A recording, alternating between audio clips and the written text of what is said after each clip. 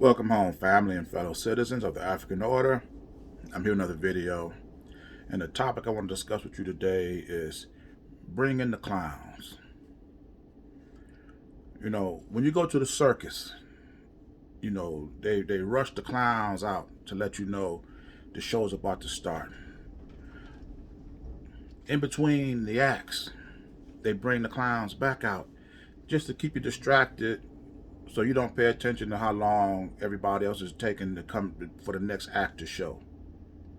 Clowns are usually meant just to distract you, take your mind off of what you're doing while everybody else get prepared.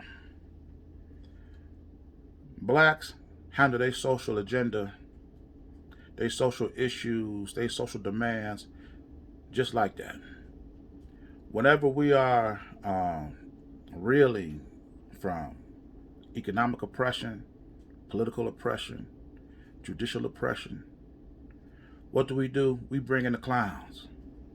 We bring in the comedians, the actors, the athletes to lead our social movement. There is another people on the planet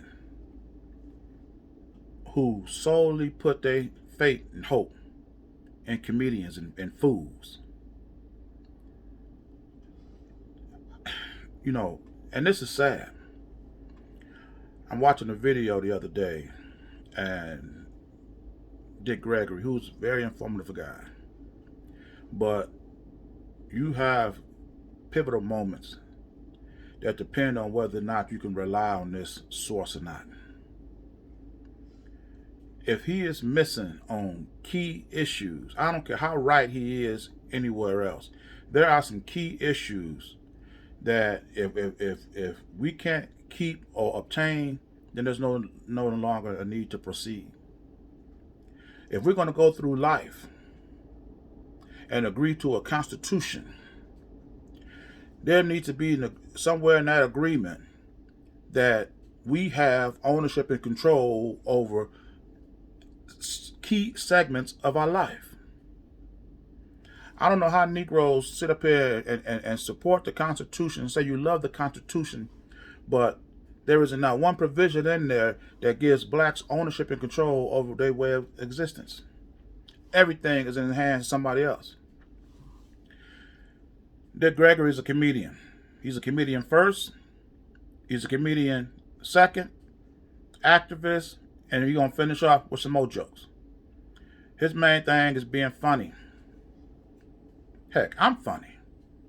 But when it comes to my people, I put my comedy aside.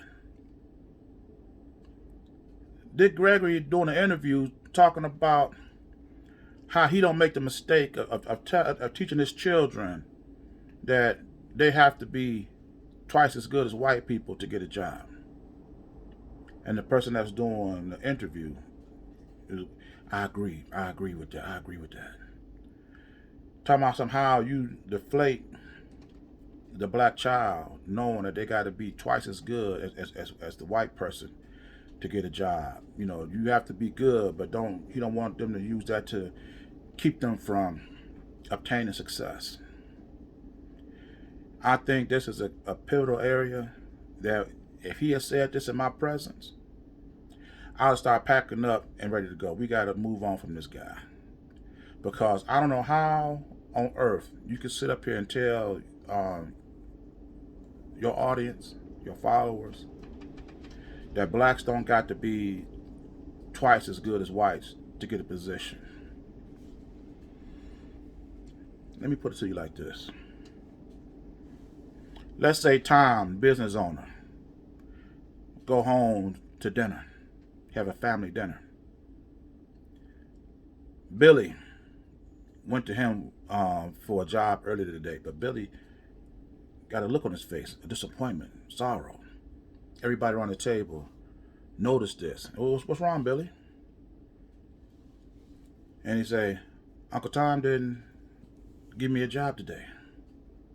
They're going to look at this guy and be like, well, why didn't you hire him? If Tom say he hired a black guy as opposed to his nephew or cousin, whatever, if he said he hired somebody black in place of him, What excuse is he going to have to justify not hiring his own people? Can he say the black guy was just as qualified, equally qualified as the white guy, and he just did the right thing? Can he say that and still sit at that table? Even if he said the black guy was twice as good as his nephew, would that be good enough for them to say, well, you know what? Okay, I understand. For that white guy to sit at that table and explain his rationale as to why he hired a black person as opposed to his nephew, his neighbor's friend, somebody white, that black kid gonna have to be 10 times, 100 times better. He's gonna have to demonstrate how this black guy's gonna bring in way more revenue than this white kid. It's not just that you got to be twice as good. You got to be more than that. So in a way, Dick Gregory was correct. Don't teach your children that you got to be twice as good. They got to be 10 times as good, because there isn't a race of people on the planet, except for you Negroes, that will enter a situation and you want to do the right thing. White people is going to hire their own regardless. And the only way they're not going to hire their own, if it's got to be some paramount reason behind it. It's just as simple as that. Black people are the only ones that have no ownership over their economics, their politics, their business, nothing. And still think that they can parade themselves into white establishments and just be as good as whites. When you have no self-determined provisions, no basis of operation to maintain your way of life, and you think you can stroll in there right next to somebody white, who not only whites have their own, but they have legacies that they want to continue. And not just a legacy of this white family. They have a legacy of white people. White people have been in charge of this country since they took it from everybody else. It's not a white person on the planet, your white best friend, your white mama, your white daddy, not one of them is going to take an active part in the hiring practices, educational practices, political practices that's going to evenly disperse their advantage of everybody else. Where one day blacks may lead this country, or Hispanics may lead this country, or Haitians, or whoever. They'll never do that. So don't sit up here telling me and keep listening to these so-called comedians that's telling you you don't have to be twice as good. No, you don't got to be twice as good. You got to be 10 times as good, because if you don't, there's no way you're going to get that job, because there's no way that this white guy is going to hire you or just say, well, the black guy was there 10 minutes early for the interview. Billy, he came there, right at the interview time. So that's why. There's no way.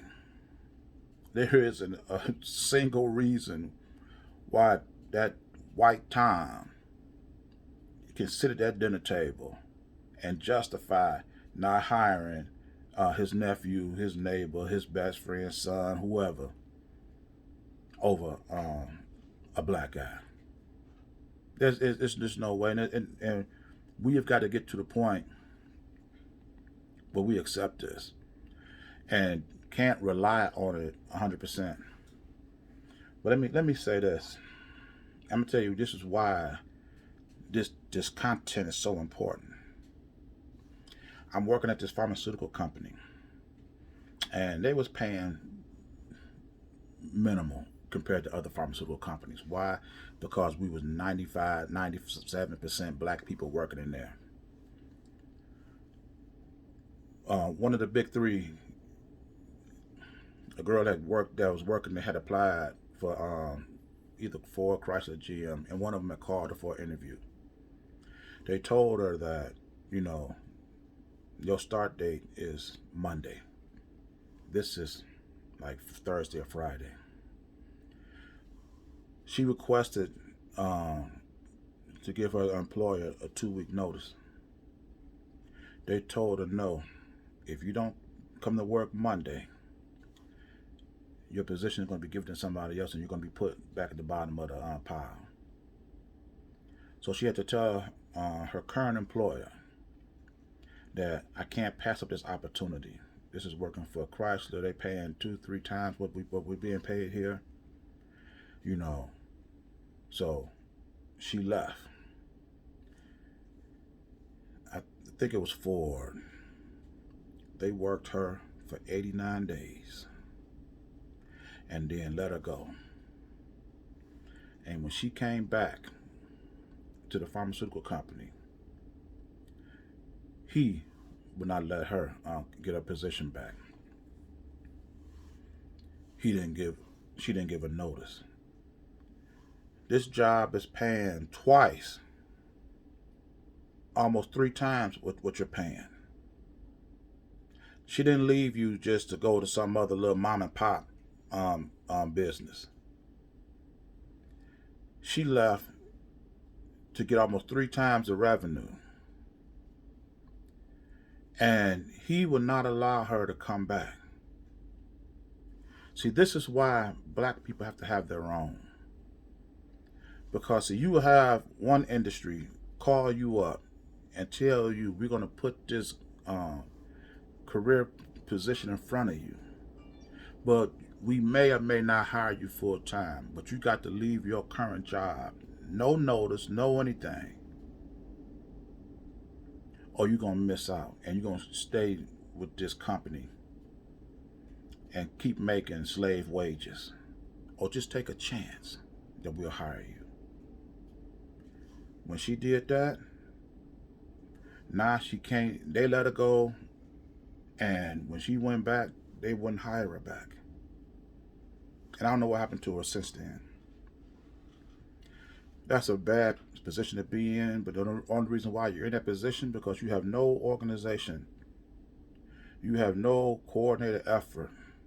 And because we are continually listening to clowns, thinking that we can do these things. Now, had that been a white person, they'd have understood. And 9 times out of 10, they would have got their job back had it not worked out.